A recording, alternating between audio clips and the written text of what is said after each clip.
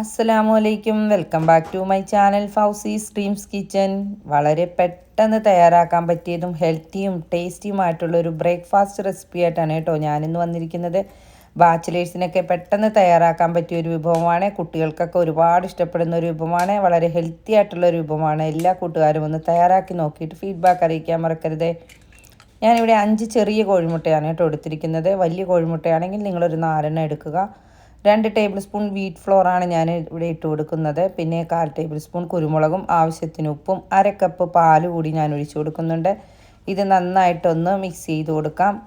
കട്ടയൊന്നുമില്ലാതെ നന്നായിട്ടൊന്ന് മിക്സ് ചെയ്ത് എടുത്തതിന് ശേഷം ഇതിലേക്ക് ഞാൻ ആദ്യം തന്നെ ഇടുന്നത് 1/2 കപ്പ് ബ്രൊക്കോളിനാണ്. ബ്രൊക്കോളിനെ ഒന്ന് തിളച്ച വെള്ളത്തിലിട്ട് നന്നായിട്ടൊന്ന് കഴുകിയതിന് ശേഷം ചെറുതായി അരിഞ്ഞെടുത്താണ്. അതുപോലെ ഒരു ചെറിയ ക്യാരറ്റ്, അത് ഏകദേശം 1/2 കപ്പുണ്ട്, അത് ഗ്രേറ്റ് ചെയ്തത് കൂടി ഇട്ട് കൊടുക്കുന്നുണ്ട്.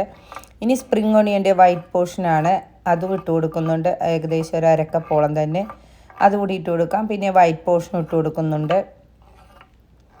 ഇതിൻ്റെയൊക്കെ അളവ് നിങ്ങൾക്ക് ഇഷ്ടാനുസരണം എടുക്കാം കേട്ടോ. ഒരുപാട് അങ്ങോട്ട് കൂടിപ്പോരുന്നു. ഞാൻ എല്ലാം 1/2 കപ്പ് അളവിലാണ് എടുത്തിരിക്കുന്നത്. ഇനി കുറച്ച് ചെറിയ തക്കാളി അരിഞ്ഞത് ഇട്ട് കൊടുക്കാം. കുറച്ച് മല്ലിയില കൂടി ഇട്ട് കൊടുക്കാം. എല്ലാം മല്ലിയില 1/4 കപ്പാണ്, അതുപോലെ തക്കാളിയും 1/4 കപ്പാണ്, ബാക്കിയെല്ലാം 1/2 കപ്പ് വീതമുണ്ട്.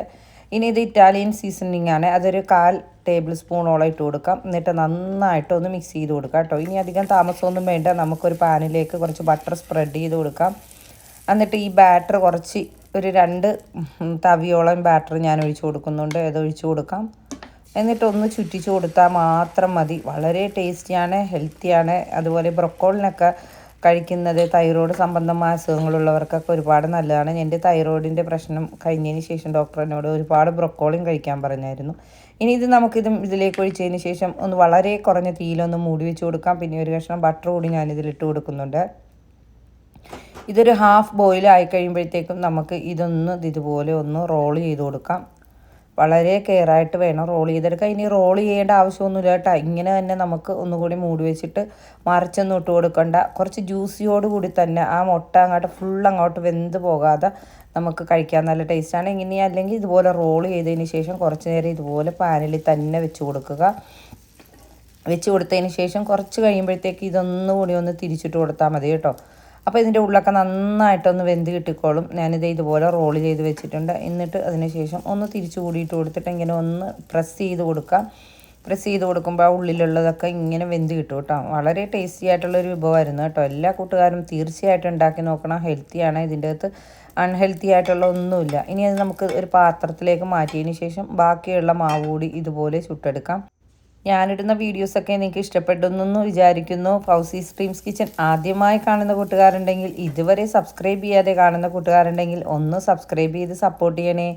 ആ വലതുവശത്തുള്ള ബെല്ലൈക്കൺ കൂടി അമർത്തി ഓൾ ഓപ്ഷൻ കൊടുക്കുകയാണെങ്കിൽ ഞാനിടുന്ന പുതിയ വീഡിയോസിൻ്റെ നോട്ടിഫിക്കേഷൻ നിങ്ങൾക്ക് ലഭിക്കും. അതുപോലെ ലൈക്ക് ചെയ്യാനും കമൻറ്റ് ചെയ്യാനും ഷെയർ ചെയ്യാനൊന്നും മറക്കരുത് കേട്ടോ.